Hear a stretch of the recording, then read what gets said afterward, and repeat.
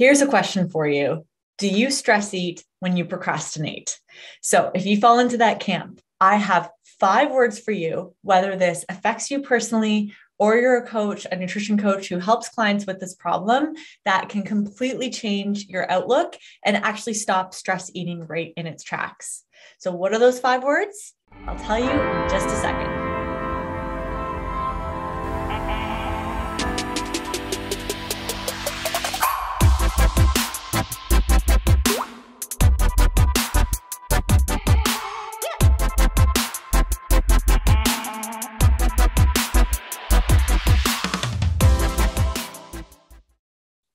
Well, hi and welcome. My name is Jennifer Broxterman, and I'm a registered dietitian. I own a nutrition consulting company where I work with clients one-on-one called Nutrition RX. And I'm also the co-founder of Prosper Nutrition Coaching, where it's a certification that helps health coaches, nutrition coaches, fitness professionals become more skilled at motivational interviewing and the science of behavior change. So not only is it the nuts and bolts of how to teach someone about better healthy eating habits, but how to actually get someone those results and kind of translate what's in their brain and what they want out of themselves every single day. So today's topic is a really important one because I think it is such a global issue that affects so many of us, which is stress eating. And specifically, today I want to explore stress eating under the lens of when someone is procrastinating and feeling a bit overwhelmed or anxious, or like there's just too much to do and that pressure is hanging heavy over their head. So first and foremost, I want to bring an exercise called the 3 voices into our conversation today. And who the heck are these 3 voices? There is the inner bully, there is the curious detective, and there's the wise guide. Now, the person who is not invited in today's conversation is the inner bully. We know from research that shaming people, shooting on them, and basically making someone feel judged, whether it's yourself doing the judging or an external coach or partner who is judging your behavior, none of that actually facilitates positive behavior change. So can we all agree to let's just kick the bully out to the curb as we explore stress eating from a lens of curiosity, kindness, and honesty? So that leaves us with 2 voices left, our curious detective and our wise guide. Our curious detective is our clue and our fact finder. Think of it like a detective or a curious scientist who goes around with a notepad just making observations. They're not attaching a judgment of good or bad to the observation. They're just noticing, naming, and observing whatever it is that they take in and they see. Then what they're going to do is hand that notepad of observations over to our wise guide. Now, who is our wise guide?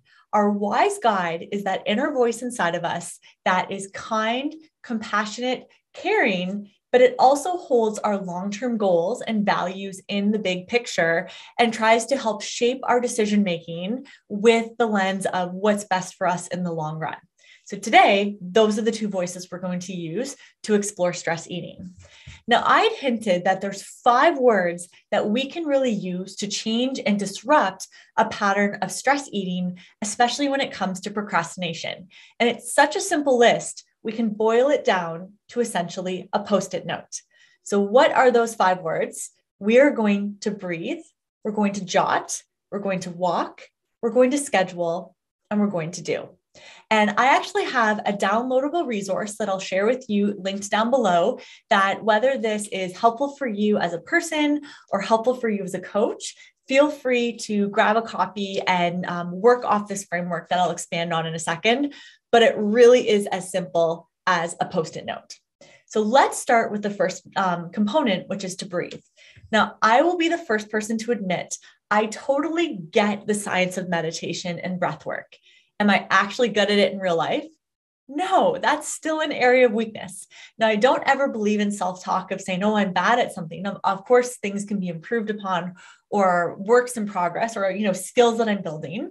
But what I want to teach you is like a cousin to meditation. So it's not as overwhelming. It's not as difficult as actual meditation. And essentially, it is this idea of box breathing. Well, what is box breathing? I want you to picture a 4-sided square that has 4 seconds per side.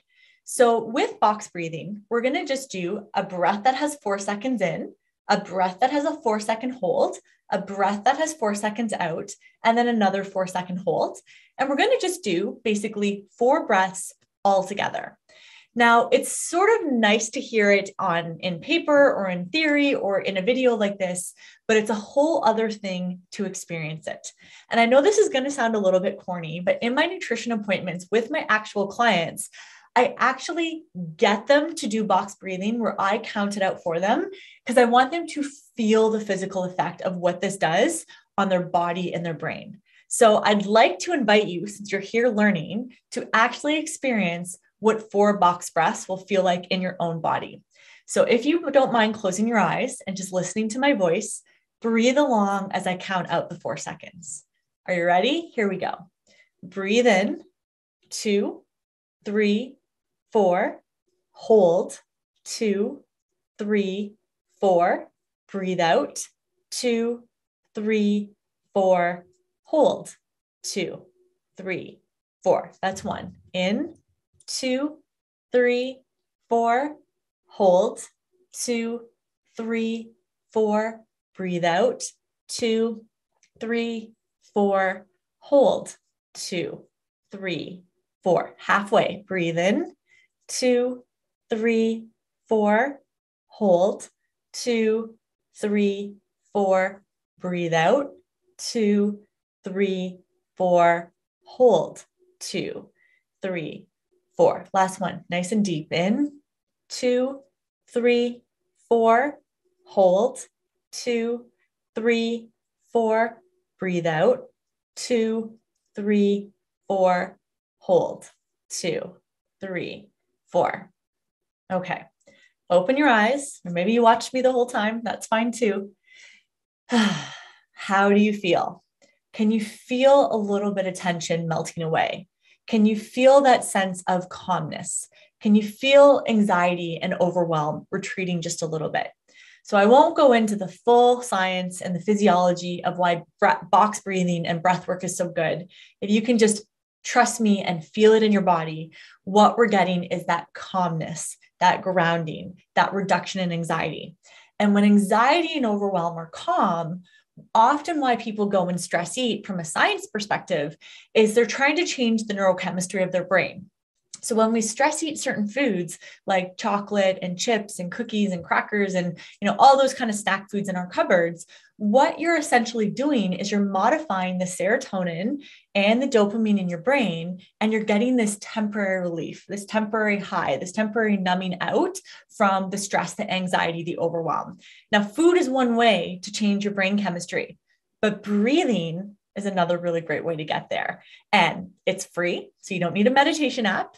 It's pretty cost effective and time-wise, doesn't take a lot of time, obviously doesn't take any money. And what I like about the box breathing is I can count to 4 times for 4 breaths. Like that feels really manageable. But sitting down and trying to meditate for 15 minutes when I'm feeling overwhelmed and procrastinating and like I want to stress eat, that doesn't feel attainable. So that's the very first step of the Post-it, is just start off with 4 box breaths. Now we're going to move to the next instruction, which is this jot. And essentially what jot is a cue for is it's a brain dump. Get everything swirling around in your head, out of your head, and in a place that you know that is accurately captured down. It could be good old pen to paper, to-do list note-taking. It might be having a notes or a task section of your phone. Maybe you've got a Google Doc where you like to cross things off, or somehow digitally you like to store it in your calendar. It doesn't really matter the form. It just has to make sense to you. And essentially what you're doing is you're unburdening your short-term memory of these loops and carrying all this information of things you have to do. And you're just setting it down and you're placing it somewhere where it won't get forgotten. Now, this isn't even the step where you take any action on any of it, but in a way, you're taking a really big task and you're breaking it down into a ladder or a staircase, the individual sub-steps. It doesn't even have to be perfect at this point. It's just capturing it down. So let me give you kind of a funny example or story from my own life. I had recently come back from a business trip where I'm a Canadian. I had, traveled to the States to do some business, and I had a big mess of receipts, some in Canadian, some in American, and it was just a pile of papers and receipts sitting on my desk. And I like to be really productive at my desk, but this pile of receipts was really stressing me out to the point where I could feel that urge of wanting to go stress eat and procrastination stress eat because I had to deal with it, but I wasn't in the mood to deal with it. And I heard this kind of cool phrase on the internet, and it's called NUTS, NUTS. And what it stands for is either visual or mental clutter that are nagging unfinished tasks. And I was like, oh my gosh, yes, this is driving me nuts. And this is a perfect example of nuts. So I did exactly what I'm teaching you guys today. I started with box breaths and I just breathed. And then what I did is I just did a brain dump and I jotted down all the stress associated with this receipt pile. So it wasn't just processing a pile of receipts. When I jotted it down, here's how the list broke out. I needed to sort American and Canadian currency receipts. I needed to sort out the ones I categorized properly and paid for on business credit cards from the ones that I just paid American cash because I was crossing, tolls and bridges, and obviously credit card wasn't an easy or acceptable payment. So I had to make sure the things I paid for personally with a currency not in my home currency were sorted out separately. Oh, but to add insult to injury, I was switching bookkeeping systems from one digital platform to a different digital platform my accountant wanted me to convert over to. Fine, but that's a whole big task because not only do I have to get the new receipts categorized correctly in this new bookkeeping system, it meant the earlier months of the year, I also had to transfer over. So this pile of receipts wasn't actually just the receipts.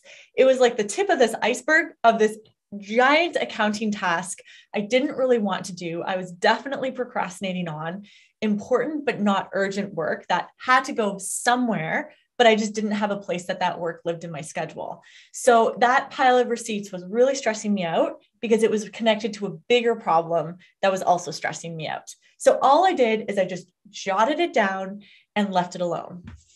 The third step of the Post-it is to go out and walk. But really, you can insert any kind of movement that gets you away from a screen and get some physical movement happening with your body.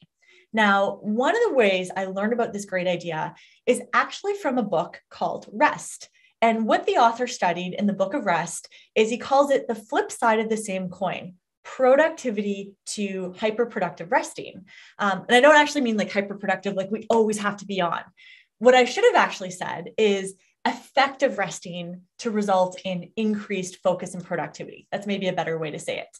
And so what he found is that the people who rest by frittering away time scrolling through their phones, looking at Instagram, following another TikTok loop, following cat memes down the rabbit hole of Reddit or YouTube or insert procrastination tool of choice, you don't actually leave that rest feeling rested. You actually just feel more anxious and more antsy, and you can feel that unproductivity that was such a waste. Where when he studies people that are really, really personally and professionally productive, they rest in slightly different ways.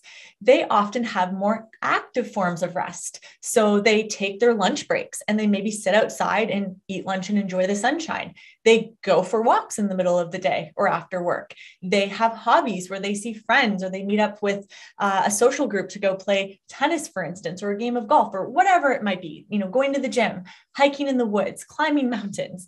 And so this group of people that have extra high levels of productive output take breaks in different ways than the average person. And one of the things that's very common or routine is regular walking is a form of rest. Now, there's a couple benefits from a productivity and a procrastination standpoint. One is that blood flow and movement just A, make us feel better.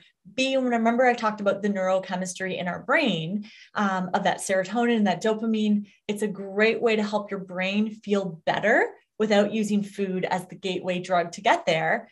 But the third thing that the Book of Rest kind of went into is that when you have ideas or projects that you're working through, your subconscious is still wrestling with those ideas, even though it doesn't feel like you're physically laboring over the task at hand. So in a way, it's like your brain is still working for you, but in this really great way that your body and brain feel awesome and don't feel drained. And so they found that a lot of people who jotted problems down and then left them on a piece of paper or left them, somewhere that their brain could set the issue aside, and then they went out for a simple walk, basically got to solutions and worked through the task faster because of going outside for the walk. So how cool is that?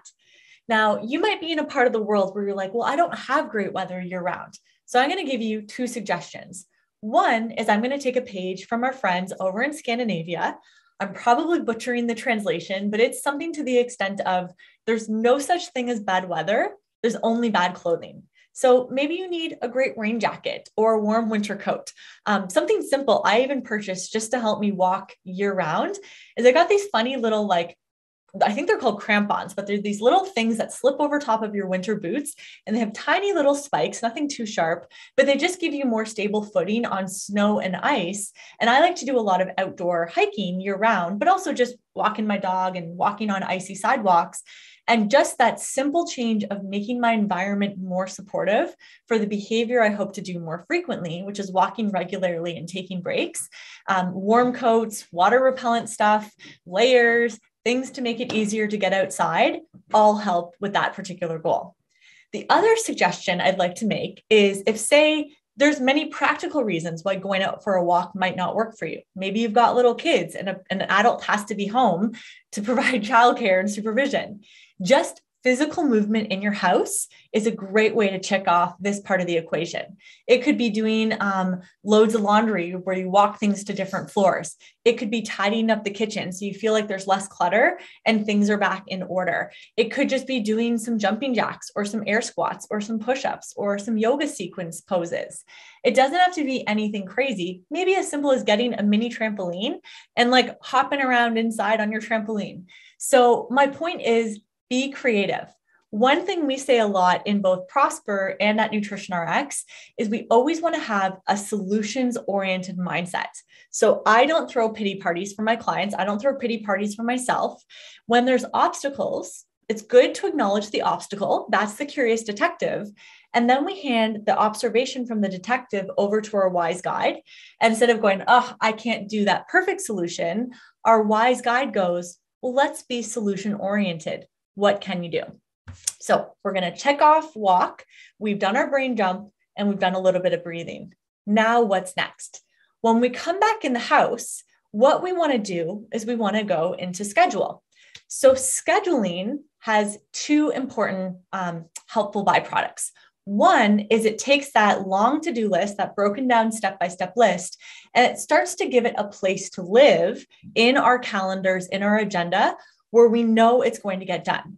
Maybe the immediate schedule is we might do something as soon as we come in the door, but then we know that the task is actually bigger than it seems, and it's something we're going to have to come back to a couple of times to work through it.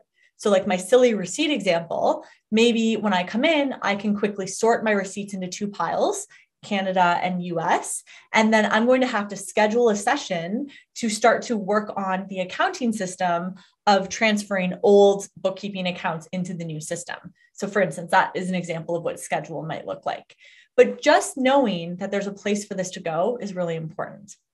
Another technique I want to introduce here is something I learned in my master's degree when I was struggling to get through writing my thesis dissertation. And I want to teach you today about the Pomodoro Technique.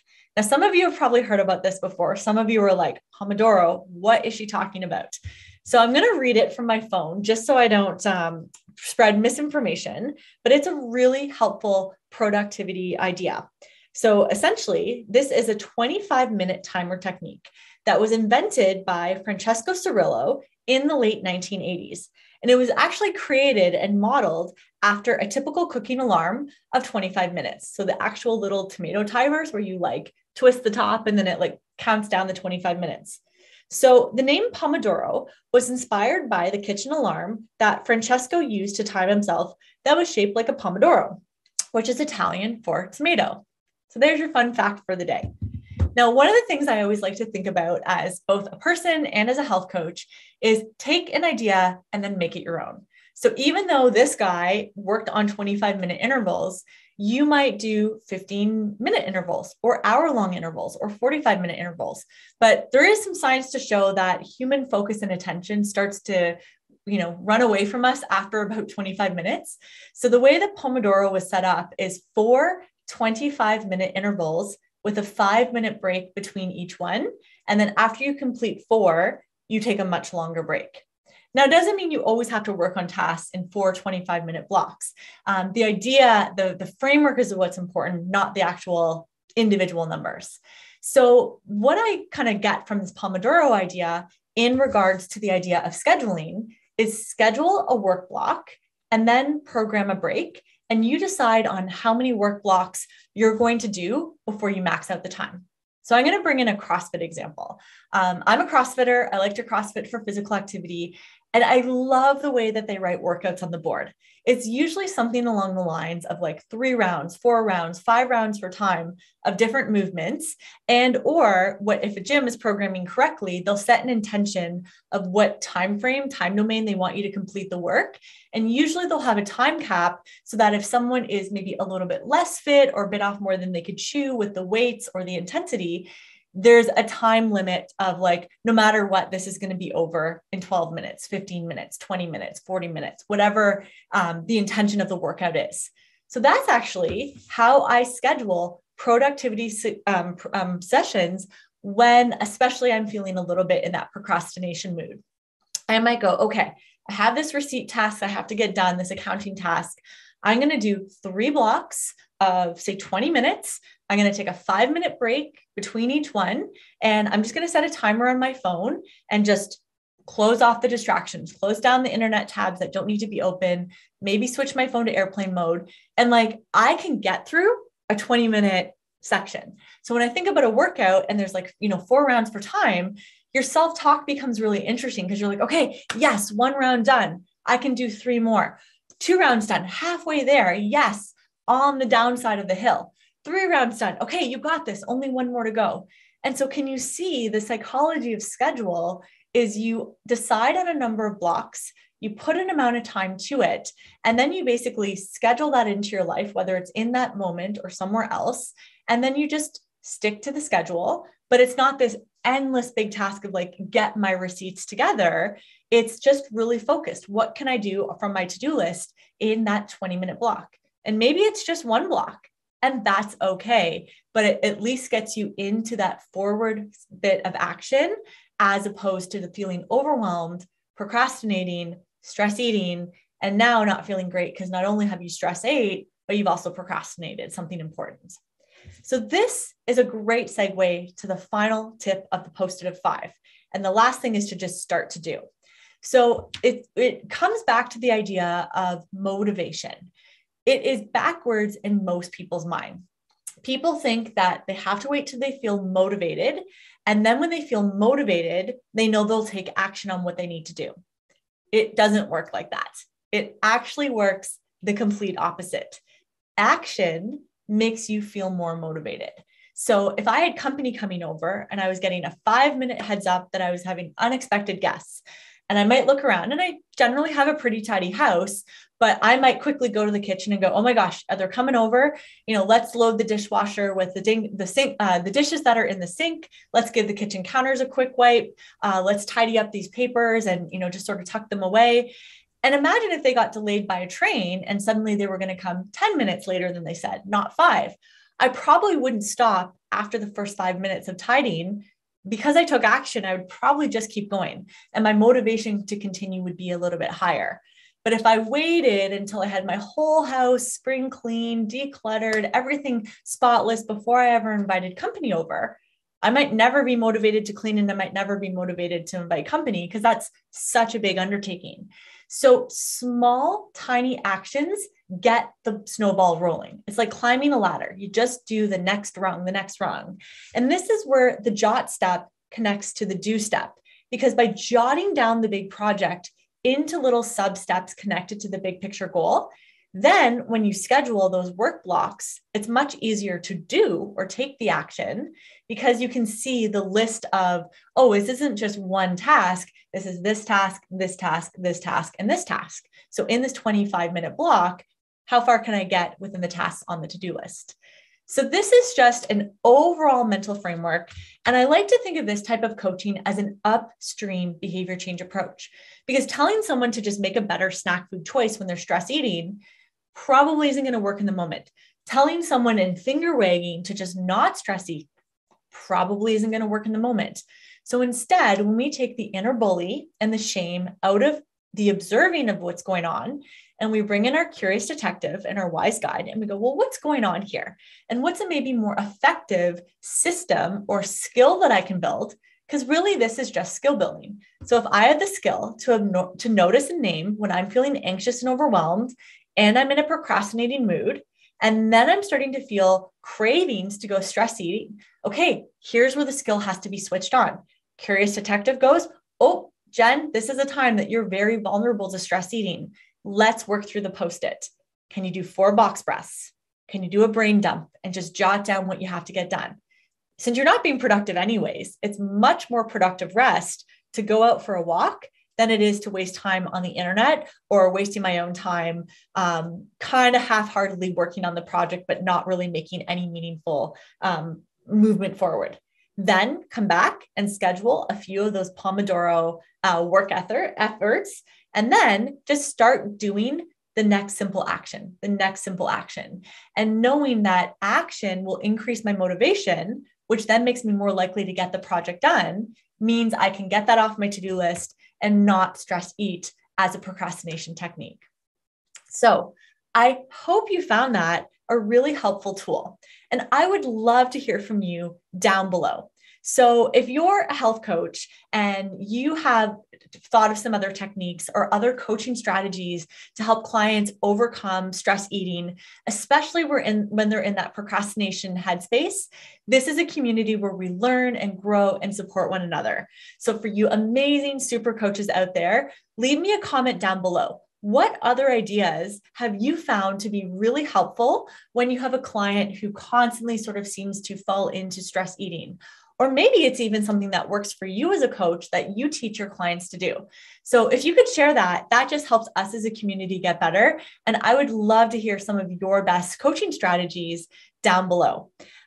For you guys that are watching that are really interested in this psychology of behavior change, motivational interviewing, and you can see that it's about science, but it's also about meeting humans exactly where they are in their messy lives.